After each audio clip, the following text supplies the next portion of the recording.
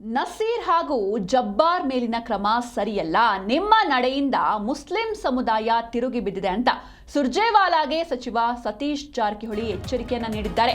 ಅವರಿಗೆ ನೋಟಿಸ್ ನೀಡಿ ನೀವು ವಿವರಣೆಯನ್ನ ಪಡಿಬೇಕಿತ್ತು, ಆದ್ರೆ ಈ ರೀತಿ ಅಮಾನತು ಮಾಡಿರೋದು ಸರಿಯಲ್ಲ ಅಂತ ಸತೀಶ್ ಜಾರಕಿಹೊಳಿ ಪ್ರಶ್ನೆ ಮಾಡಿದ್ದಾರೆ. ನಸೀರ್ ಹಾಗೂ ಜಬ್ಬಾರ್ ಮೇಲಿನ ಕ್ರಮ ಏನಿದೆ ವಜಾಗೊಳಿಸಿರೋದು ಇದು ಸರಿಯಲ್ಲ, ನಿಮ್ಮ ನಡೆಯಿಂದ ಮುಸ್ಲಿಂ ಸಮುದಾಯ ತಿರುಗಿ ಬಿದ್ದಿದೆ ಅಂತ ಸುರ್ಜೇವಾಲಾಗೆ ಸಚಿವ ಸತೀಶ್ ಜಾರಕಿಹೊಳಿ ಎಚ್ಚರಿಕೆಯನ್ನ ನೀಡಿದ್ದಾರೆ. ಅವರಿಗೆ ನೋಟಿಸ್ ನೀಡಿ ನೀವು ಎಕ್ಸ್ಪ್ಲನೇಷನ್ ಪಡೆಯಬಹುದಿತ್ತು, ನೋಟಿಸ್ ನೀಡಿ ನೀವು ಕ್ರಮ ಕೈಗೊಳ್ಳಬೇಕಿತ್ತು. ಏಕಾಏಕಿ ಹೀಗೆ ತೀರ್ಮಾನ ಮಾಡಿದ್ರೆ ಹೇಗೆ? ಮುಸ್ಲಿಂ ಸಮುದಾಯ ಕಾಂಗ್ರೆಸ್ ವಿರುದ್ಧ ತಿರುಗಿ ಬಿದ್ದಿದೆ, ಡ್ಯಾಮೇಜ್ ಸರಿಪಡಿಸೋದು ಸುಲಭದ ಮಾತಲ್ಲ. ಆಲ್ರೆಡಿ ಅಲ್ಲಿ ಮುಸ್ಲಿಮ್ಸ್ಗೆ ಟಿಕೆಟ್ ಕೊಟ್ಟಿಲ್ಲ ಅನ್ನುವಂಥ ಅಸಮಾಧಾನ ಆಲ್ರೆಡಿ ಇದೆ. ಅಂಥದ್ರಲ್ಲಿ ನೀವು ಈ ರೀತಿ ಮುಸ್ಲಿಂ ನಾಯಕರನ್ನ ವಜಾ ಮಾಡಿರೋದು ಎಷ್ಟು ಸರಿ? ಏಕಾಏಕಿ ಈ ರೀತಿ ತೀರ್ಮಾನ ಮಾಡಿದ್ರೆ ಹೇಗೆ? ಮುಸ್ಲಿಂ ಸಮುದಾಯ ಇದೀಗ ಕಾಂಗ್ರೆಸ್ ವಿರುದ್ಧ ತಿರುಗಿ ಬಿದ್ದಿದೆ, ಡ್ಯಾಮೇಜ್ ಸರಿ ಮಾಡೋದು ಸುಲಭದ ಮಾತಲ್ಲ. ಪಕ್ಷದ ಮತ ಬ್ಯಾಂಕ್ನ ಮೇಲೆ ಭಾರಿ ಎಫೆಕ್ಟ್ ಬೀರುತ್ತೆ ಇದು. ಅದನ್ನ ಮತ್ತೊಮ್ಮೆ ಪರಿಶೀಲನೆ ಮಾಡಿ, ಖರ್ಗೆ ಅವರನ್ನ ಭೇಟಿ ಮಾಡಿ ಈ ಬಗ್ಗೆ ನಾನು ಕೂಡ ಮಾತನಾಡ್ತೇನೆ. ನಮ್ಮ ಸಲಹೆಯನ್ನ ನೀವು ತಗೊಳ್ಳದೆ ಹೋದ್ರೆ ಮುಂದೆ ಕಷ್ಟ ಆಗುತ್ತೆ, ಪರಿಗಣಿಸದಿದ್ರೆ ಮುಂದೆ ಕಾಂಗ್ರೆಸ್ ಪಕ್ಷಕ್ಕೆ ದೊಡ್ಡ ಎಫೆಕ್ಟ್ ಆಗುತ್ತೆ ಅಂತ ಸತೀಶ್ ಜಾರಕಿಹೊಳಿ ಹೇಳಿದ್ದಾರೆ. ಉಸ್ತುವಾರಿ ಅನ್ನೋದನ್ನು ಲೆಕ್ಕಿಸದೆ ಪರಿಸ್ಥಿತಿಯ ಗಂಭೀರತೆಯನ್ನ ತಿಳಿಸಿದ್ದಾರೆ ಸಾಹುಕಾರ್. ಎಐಸಿಸಿ ಆಪ್ತ ಮೂಲಗಳಿಂದ ಈ ಬಗ್ಗೆ ಮಾಹಿತಿ ಕೂಡ ಸಿಕ್ಕಿದೆ. ನಿನ್ನೆ ಸಂಜೆ ದೆಹಲಿಗೆ ತೆರಳಿದ್ರು ಸತೀಶ್ ಜಾರಕಿಹೊಳಿ.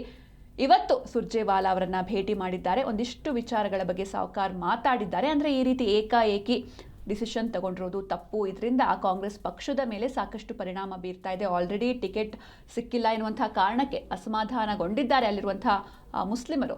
ಇದರ ಜೊತೆಗೆ ಈ ರೀತಿ ಮಾಡಿರೋದು ಅಂದ್ರೆ ಯಾವುದೇ ಪೂರ್ವಪರ ಯೋಚನೆ ಮಾಡದೆ ಮುಂದೆ ಇದು ಯಾವ ರೀತಿ ಎಫೆಕ್ಟ್ ಆಗುತ್ತೆ ಅಂತಲೂ ಕೂಡ ನೀವು ಯೋಚಿಸದೆ ಈ ರೀತಿ ಮಾಡಿರೋದು ತಪ್ಪು. ಅವರಿಗೆ ನೋಟಿಸ್ ನೀಡಿ ನೀವು ಎಕ್ಸ್ಪ್ಲನೇಷನ್ ಕೇಳಬಹುದಿತ್ತು, ನೋಟಿಸ್ ನೀಡಿ ತದನಂತರದಲ್ಲಿ ನೀವು ಕ್ರಮ ಕೈಗೊಳ್ಳಬೇಕಿತ್ತು. ಏಕಾಏಕಿ ಈ ರೀತಿ ತೀರ್ಮಾನ ಮಾಡಿದ್ರೆ ಹೇಗೆ? ಮುಸ್ಲಿಂ ಸಮುದಾಯ ಕಾಂಗ್ರೆಸ್ ವಿರುದ್ಧ ತಿರುಗಿ ಬಿದ್ದಿದೆ, ಡ್ಯಾಮೇಜ್ನ ಸರಿ ಮಾಡೋದು ಇದೀಗ ಸುಲಭದ ಮಾತಲ್ಲ. ಪಕ್ಷದ ಮತ ಬ್ಯಾಂಕ್ನ ಮೇಲೆ ಇದು ಭಾರಿ ಪರಿಣಾಮ ಬೀರುತ್ತೆ. ಹೀಗಾಗಿ ಮತ್ತೊಮ್ಮೆ ಇದನ್ನ ಪರಿಶೀಲನೆ ಮಾಡಿ, ಹಾಗೆ ಖರ್ಗೆ ಅವರನ್ನ ಭೇಟಿ ಮಾಡಿ ನಾನು ಕೂಡ ಇದ್ರ ಬಗ್ಗೆ ಮಾತಾಡ್ತೇನೆ, ಅವರ ಮುಂದೆ ಈ ವಿಷಯಗಳನ್ನ ಪ್ರಸ್ತಾಪಿಸ್ತೇನೆ. ನಮ್ಮ ಸಲಹೆಯನ್ನ ನೀವು ಪರಿಗಣಿಸದಿದ್ರೆ ಮುಂದೆ ಪಕ್ಷಕ್ಕೆ ಇದು ಕಷ್ಟ ಆಗುತ್ತೆ ಅಂತ ಸತೀಶ್ ಜಾರಕಿಹೊಳಿ ಮಾತಾಡಿದ್ದಾರೆ ಎನ್ನುವಂತ ಮಾಹಿತಿ ಸಿಗ್ತಾ ಇದೆ. ಈ ಬಗ್ಗೆ ಹೆಚ್ಚಿನ ಮಾಹಿತಿಯನ್ನ ನೀಡ್ತಾರೆ ನಮ್ಮ ಪ್ರತಿನಿಧಿ ರಾಚಪ್ಪ ಸುತ್ತೂರು. ರಾಚಪ್ಪ, ಇನ್ನು ಸುರ್ಜೇವಾಲಾ ಅವರಿಗೇನೆ ಸತೀಶ್ ಜಾರಕಿಹೊಳಿ ಪ್ರಶ್ನೆ ಮಾಡಿದ್ದಾರೆ ಎನ್ನುವಂತ ಮಾಹಿತಿಗಳು ಸಿಗ್ತಾ ಇದೆ, ಏನಿದೆ ಇನ್ಸೈಡ್ ಸ್ಟೋರಿ? ಸತೀಶ್ ಜಾರಕಿಹೊಳಿ ದೆಹಲಿಗೆ ಭೇಟಿ ನೀಡಿದ್ದಾರೆ. ಡಿ.ಕೆ. ಶಿವಕುಮಾರ್ 3-4 ದಿನಗಳ ಕಾಲ ದೆಹಲಿಯಲ್ಲಿ ವಾಸ್ತವ ಹೂಡಿ ಬರಿಗಲ್ಲಿ ವಾಪಸ್ ಆದ್ರು. ಈಗ ಸತೀಶ್ ಜಾರಕಿಹೊಳಿ ದೆಹಲಿಗೆ ತೆರಳಿದ್ದಾರೆ. ಸತೀಶ್ ಜಾರಕಿಹೊಳಿ ಅವರು ಏನು ಈ ಒಂದು ಕಾಂಗ್ರೆಸ್ ನಲ್ಲಿ ಆಗ್ತಿರುವಂತ ಬೆಳವಣಿಗೆ ಅಥವಾ ಮುಂದಿನ ದಿನಗಳಲ್ಲಿ ಆಗ್ಬೇಕಂತ ಒಂದು ಪರಿಸ್ಥಿತಿ ಬಗ್ಗೆ ಅವಲೋಕನ ಮಾಡ್ತಾ ಇದ್ರೆ, ಮೊದಲನೇದಾಗಿ ಇತ್ತೀಚೆಗೆ ದಾವಣಗೆರೆ ದಂಗಲ್ ಏನಾಯ್ತು, ದಂಗಲ್ ಆದ ನಂತರ ಅಲ್ಪಸಂಖ್ಯಾತ ಸಮುದಾಯದ ವಿಶೇಷವಾಗಿ ಅಬ್ದುಲ್ ಖಾನ್ ಜಬ್ಬಾರ್ ಇರಬಹುದು, ಅದೇ ರೀತಿ ನಸೀರ್ ಅಹಮದ್ ಖಾನ್ ವಿರುದ್ಧ ಕ್ರಮ ಕೈಗೊಂಡ ಬಗ್ಗೆ ಸತೀಶ್ ಜಾರಕಿಹೊಳಿ ಅಸಮಾಧಾನಗೊಂಡಿದ್ರು. ಯಾಕಂದ್ರೆ ಏಕಾಏಕಿ ಸಮುದಾಯದ ವಿರುದ್ಧ ಕ್ರಮವನ್ನು ಕೈಗೊಳ್ಳುವ ಮೂಲಕ ಸರ್ಕಾರ ಅಥವಾ ಪಕ್ಷ ಈ ರೀತಿ ಏಕಪಕ್ಷೀಯ ನಿರ್ಧಾರ ಕೈಗೊಂಡಿದೆ. ಅದರಲ್ಲಿ ಮುಂದಿನ ದಿನಗಳಲ್ಲಿ ಪಕ್ಷದ ವಿರುದ್ಧ ಸಮುದಾಯ ತಿರುಗಿ ಬೀಳುತ್ತೆ. ಮತ್ತೆ ಈಗಾಗಲೇ ಅಲ್ಪಸಂಖ್ಯಾತ ಸಮುದಾಯ ಕಾಂಗ್ರೆಸ್ನ ದೂರ ಸರಿಯುವಂತ ಒಂದು ಚಿಂತನೆಯಲ್ಲಿ ಇದೆ. ಅಂತ ಸಂದರ್ಭದಲ್ಲಿ ನೀವು ಏಕಾಏಕಿ ಕ್ರಮ ಕೈಗೊಳ್ಳುವ ಮೂಲಕ ಪಕ್ಷದ ಒಂದು ಸಂಘಟನೆಯನ್ನ ಅಥವಾ ಮತ ಬ್ಯಾಂಕ್ ನ ಒಡೆಯುವಂತ ಕೆಲಸವನ್ನ ಮಾಡ್ತಿದೆ ಅಂತ ಅನ್ನೋದು ಯಾರ ಮಾತು ಕೇಳಿಕೊಂಡು ಈ ನಿರ್ಧಾರವನ್ನ ಕೈಗೊಂಡಿದೆ ಅಂತ ಅನ್ನೋ ಹಿನ್ನೆಲೆಯಲ್ಲಿ ಕರ್ನಾಟಕ ರಾಜ್ಯದಲ್ಲಿ ಇದ್ದ ಸಂದರ್ಭದಲ್ಲಿ ಅಲ್ಪಸಂಖ್ಯಾತ ಸಮುದಾಯದ ನಾಯಕರನ್ನ ಭೇಟಿ ಮಾಡಿ ಅವರ ಮನವೊಲಿಸುವಂತ ಕೆಲಸವನ್ನ ಸತೀಶ್ ಜಾರಕಿಹೊಳಿ ಮಾಡಿದ್ರು.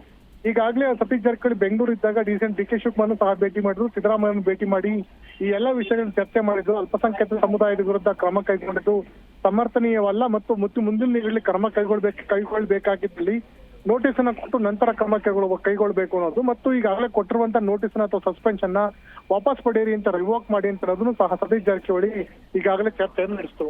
ಅದರ ಮುಂದುವರೆದ ಭಾಗವಾಗಿ ಸತೀಶ್ ಜಾರಕಿಹೊಳಿ ದೆಹಲಿಗೆ ತೆರಳಿ ಇಂದು ರಣದೀಪ್ ಸಿಂಗ್ ಸುರ್ಜೇವಾಲಾ ಕಾಂಗ್ರೆಸ್ ಉಸ್ತುವಾರಿ ಮತ್ತು ವೇಣುಗೋಪಾಲ್ ಅವರನ್ನ ಭೇಟಿ ಮಾಡಿ ಇದ್ರ ಬಗ್ಗೆ ಚರ್ಚೆ ನಡೆಸುವಂತ ಒಂದು ಸಾಧ್ಯತೆ ಇದೆ. ಈಗಾಗಲೇ ರಣದೀಪ್ ಸಿಂಗ್ ಸುರ್ಜೇವಾಲಾ ಜೊತೆ ಭೇಟಿ ಮಾಡಿ ಚರ್ಚೆ ನಡೆಸಿದ್ದಾರೆ. ನೀವು ಏಕಾಏಕಿ ನಜೀರ್ ಅಹಮದ್ ಇರ್ಬೋದು ಮತ್ತು ಅಬ್ದುಲ್ ಜಬ್ಬಾರ್ ವಿರುದ್ಧ ಕ್ರಮ ಕೈಗೊಳ್ಳೋದು ಸೂಕ್ತವಲ್ಲ. ಅವ್ರ ವಿರುದ್ಧ ತತ್ಕ್ಷಣದಲ್ಲಿ ಅವ್ರನ್ನ ಸಸ್ಪೆನ್ಷನ್ ಅಮಾನತನ ವಾಪಸ್ ಪಡೀರಿ, ನೋಟಿಸ್ ಅನ್ನ ಕೊಟ್ಟು ನಂತರ ಸ್ಪಷ್ಟೀಕರಣ ಪಡೆದ ನಂತರ ನೀವು ಬೇಕಾದ್ರೆ ಕ್ರಮವನ್ನು ಕೈಗೊಳ್ಳಿ ಅಂತ ಅನ್ನೋ ಮಾತನ್ನ ಖಡಕ್ ಆಗಿ ರಣದೀಪ್ ಸಿಂಗ್ ಸುರ್ಜೇವಾಲಾಗೆ ತಿಳಿಸಿದ್ದಾರೆ. ಇಂದು ಸಂಜೆ ವೇಣುಗೋಪಾಲ್ ಅವರನ್ನು ಭೇಟಿ ಮಾಡುವಂತ ಸತೀಶ್ ಜಾರಕಿಹೊಳಿ ಅದಾದ ನಂತರ ಮಲ್ಲಿಕಾರ್ಜುನ ಖರ್ಗೆ ಅವರನ್ನು ಸಹ ಭೇಟಿ ಮಾಡಿ ಈ ಒಂದು ವಿಷಯದಲ್ಲಿ ತೆಗೆದುಕೊಂಡಿರೋ ನಿರ್ಣಯ ಏಕಪಕ್ಷೀಯವಾಗಿದೆ. ಹಾಗಾಗಿ ಮುಂದಿನ ದಿನಗಳಲ್ಲಿ ಆಗ್ಬೇಕಂತ ಒಂದು ಪರಿಸ್ಥಿತಿಗಳನ್ನ ನಾವು ಸುಧಾರಿಸಬೇಕಾಗತ್ತೆ ಅಥವಾ ಅಲ್ಪಸಂಖ್ಯಾತ ಸಮುದಾಯ ಪಕ್ಷದ ವಿರುದ್ಧ ನಿಲ್ಲೋದು ಮೊದಲಿಗೆ ಅವರ ಮನವೊಲಿಸುವ ಮತ್ತು ಅವರನ್ನ ಪಕ್ಷಕ್ಕೆ ಹಿಡಿದಿಟ್ಕೊಳ್ಳುವಂತ ಕೆಲಸವನ್ನ ಮಾಡಬೇಕು ಅಂತ ಅನ್ನೋದು ನಿಟ್ಟಿನಲ್ಲಿ ಈಗ ರಣದೀಪ್ ಸಿಂಗ್ ಸುರ್ಜೇವಾಲಾ ಮತ್ತು ವೇಣುಗೋಪಾಲ್ ಮತ್ತು ಮಲ್ಲಿಕಾರ್ಜುನ ಖರ್ಗೆ ಜೊತೆ ಚರ್ಚಿಸಿ ಈಗ ಅವ್ರ ವಿರುದ್ಧ ಕೈಗೊಂಡಿರುವ ಕ್ರಮ ಅಥವಾ ಕೊಟ್ಟಿರುವಂತ ನೋಟಿಸ್ ಮತ್ತು ಸಸ್ಪೆನ್ಷನ್ ರಿವೋಕ್ ಮಾಡುವ ನಿಟ್ಟಿನಲ್ಲಿ ಸತೀಶ್ ಜಾರಕಿಹೊಳಿ ಕಾರ್ಯಪ್ರವೃತ್ತರಾಗಿದ್ದಾರೆ. ಎರಡನೇ ವಿಷಯ, ಸತೀಶ್ ಜಾರಕಿಹೊಳಿ ದೆಹಲಿ ತೆರಳಿರುವಂತದ್ದು ಏನು ಮುಂದಿನ ದಿನಗಳಲ್ಲಿ ಈ ಒಂದು ಏನು ಮೇ 4 ನಂತರ ಫಲಿತಾಂಶ ಏನ್ ಬರುತ್ತೆ, ಫಲಿತಾಂಶದ ಬಳಿಕ ಆಗಬಹುದಂತ ಬೆಳವಣಿಗೆ ಬಗ್ಗೆ ಮುನ್ಸೂಚನೆಯನ್ನ ಅಥವಾ ದೆಹಲಿ ಮಟ್ಟದಲ್ಲಿ ಏನೆಲ್ಲ ರಾಜಕೀಯ ಚರ್ಚೆಗಳಾಗಬಹುದು ಮತ್ತು ಏನು ಕ್ರಮಗಳನ್ನು ಕೈಗೊಳ್ಳಬಹುದು ಸಿದ್ದರಾಮಯ್ಯ ಪರವಾಗಿ ಅಂತ ಬಗ್ಗೆನೂ ಸಹ ಸತೀಶ್ ಜಾರಕಿಹೊಳಿ ದೆಹಲಿಗೆ ತೆರಳಿದ್ದಾರೆ. ಇನ್ನು ಮೂರನೇದಾಗಿ DCM D K Shivakumar Delhi ತೆರಳಿ 3 ದಿನ ವಾಸ್ತವ್ಯ ಹೂಡಿ ಏನೆಲ್ಲ ಸರ್ಕಸ್ ಅನ್ನ ಮಾಡಿದ್ದಾರೆ ಅಥವಾ ಯಾರನ್ನೆಲ್ಲ ಭೇಟಿ ಮಾಡಿದ್ದಾರೆ, ಭೇಟಿಯನ್ನ ಮಾಡಿ ಏನೆಲ್ಲ ಕಾರ್ಯತಂತ್ರ ರೂಪಿಸಿದ್ದಾರೆ ಅಂತ ತಿಳ್ಕೊಂಡು ಸತೀಶ್ ಜಾರಕಿಹೊಳಿ ಕೌಂಟರ್ ಪ್ಲಾನಿಂಗ್ ನ ಮಾಡ್ಲಿಕ್ಕೋಸ್ಕರ ಸತೀಶ್ ಜಾರಕಿಹೊಳಿ ದೆಹಲಿ ತೆರಳಿದ್ದಾರೆ.